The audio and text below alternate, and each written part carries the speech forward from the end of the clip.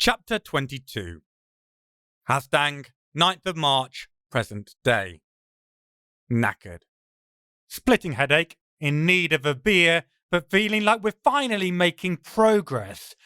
Waiting for Murphy to come and piss on our parade. As we crest the entrance, the sun is well into its steady western descent, and I am famished. I estimated to be 3 or 4 in the afternoon, and I failed to bring provisions.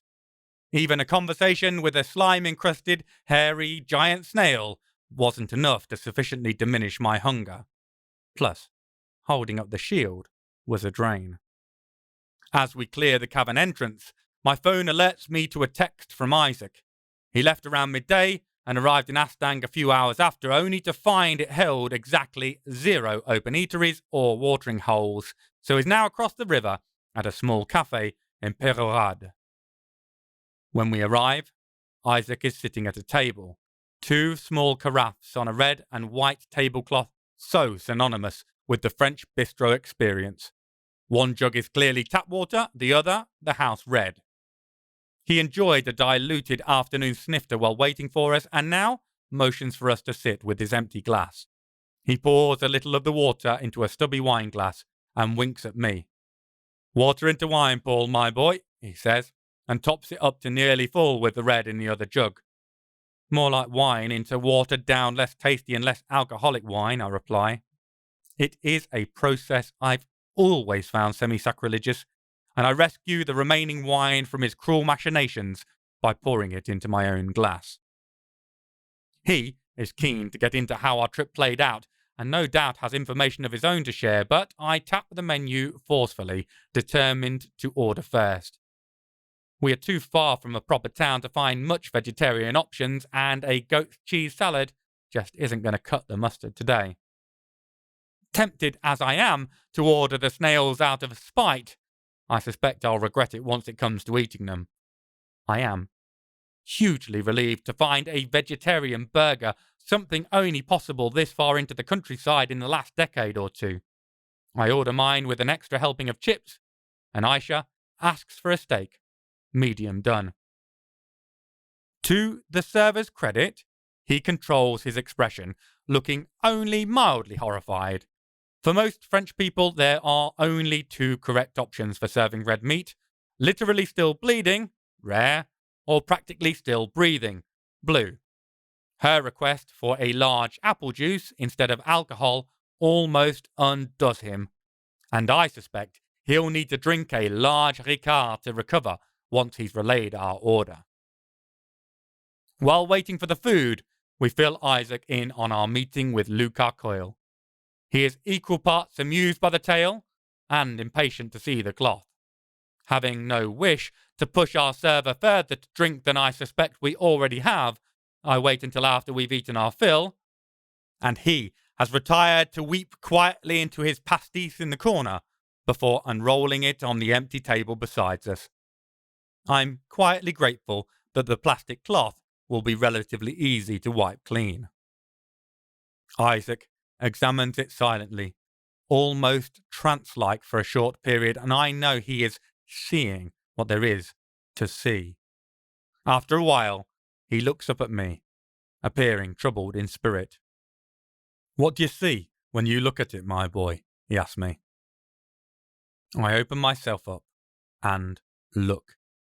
It is radiant in terms of power. Massive amounts of initial energy combined with millennia of fervent belief have combined to create a wondrous article that shines like a beacon when seen by the talented. If it wasn't hidden in a magic nulling location like Lou's damp-infested shell, it would have attracted the attention of a shitload of magic users. No wonder Phone Dick needed help to find it, I say. There's no way something so chock full of magical power could stay hidden so long without being in the hands of someone with major talent. He obviously expected us to be going up against some form of seriously dangerous super talented. Using us as his proxy kept him from getting his hands dirty. Fair play. I'd say Lou is fairly dangerous to most people, talented or otherwise, Aisha adds. Yeah, I think where it was stashed was as lucky as we could have hoped for, really. It could have been the fucking Tarrasque who had it. There are shivers all round. No one wants to have to go and talk to the fucking Tarrasque, grade A wanker that he is. Weird, not quite dragons seem to be a French speciality, but the Tarrasque is one of a kind. Thank fuck for that. Isaac scratches at his chin, one side, then the other, his fingers restlessly massaging the skin. Let me put it another way. Remember that role-playing game we got into for a while back in the 80s? Dungeons and Dragons? That was totally radical. It was hilarious playing missions with fantastical creatures I'd drained a glass with more than once and who would have sprayed said drink in all directions if they'd realised how they were being portrayed. Okay, well, remember the alignments of good and evil, lawful and chaotic? Where would this item belong on that scale in the game? I look again, but it only reinforces my already formed opinion. Lawful good, no doubt. So, there's no way that someone could easily use this to raise armies of undead. They could bring back a recently deceased saint to perform more benedictions, perhaps. Restore an innocent child to the arms of their grieving parents, undoubtedly. But launching a zombie apocalypse upon an unsuspecting populace? Not that I can conceive of. This is an item made for bringing blessings and healings to the needy and deserving. Did phone person sound like that sort of individual to you? He doesn't strike me as altruistic, no, what with the torture, murdering, kidnapping and blackmailing since our first encounter. Oh, and forcing a load of werewolves to commit suicide by Aisha. Perhaps we just got off to a bad start. Isaac ignores my attempt at levity.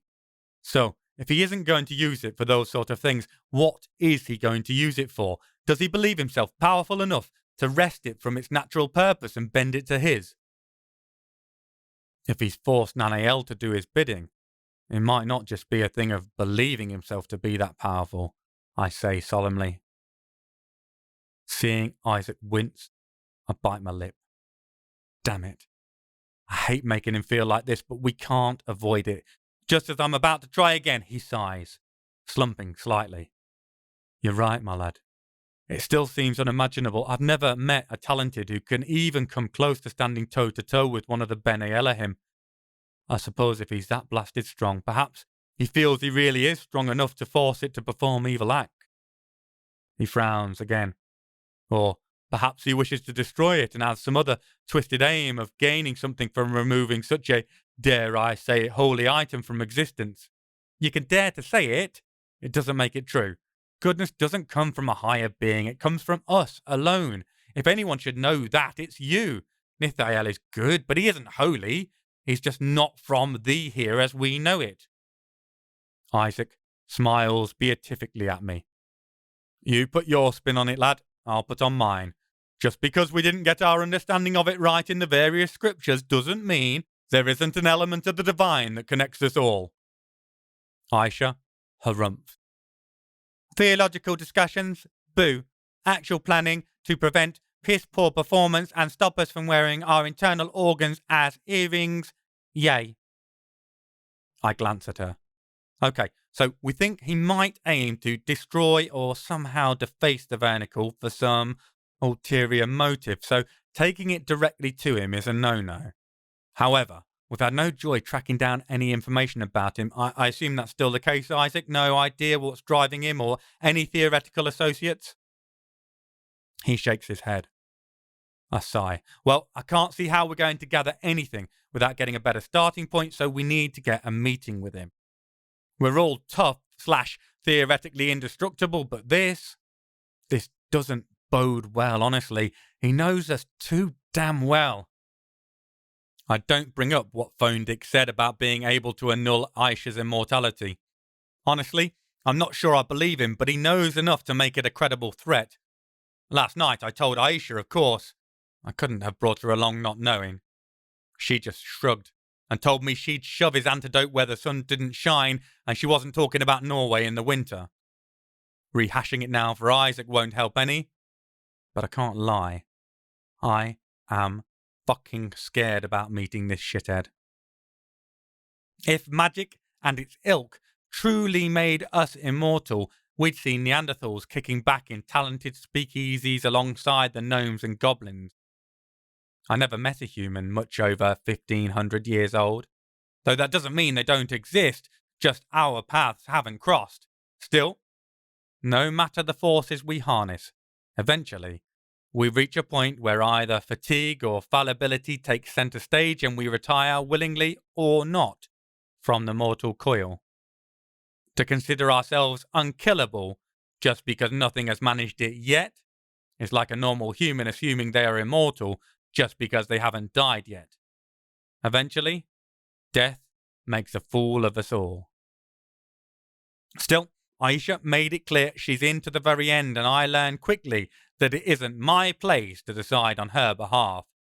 She's older than me, definitely wiser, and considerably scarier. I'm not about to tell her what she can and can't do. Isaac, you're not geared up for the offensive, I say, turning to him. While I suspect Aisha has some pent-up tension she'd like to exercise through some violence, ultra-violence, me, I want to have a little natter with Phone Dick and find out where he's been getting his intel and whose arse I need to kick for grassing on me. So, I suggest you take on the home defense, I say, slowly, thinking it through. There's every chance the discussion with Phone Dick isn't going to turn out well. If we don't make it back, getting the Vernacle well away from his grubby little clutches is the priority. Hopefully, between the home turf advantage and Nithael, Isaac can keep both himself and the artifact safe.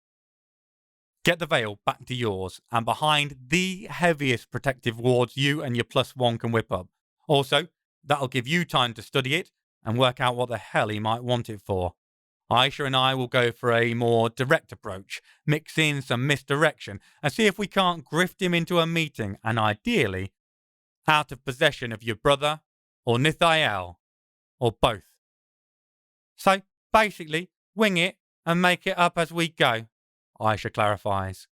Well, yes, if you want to strip it down to its bare bones, then fine. All the taste is in the meat, though, so you're the one missing out.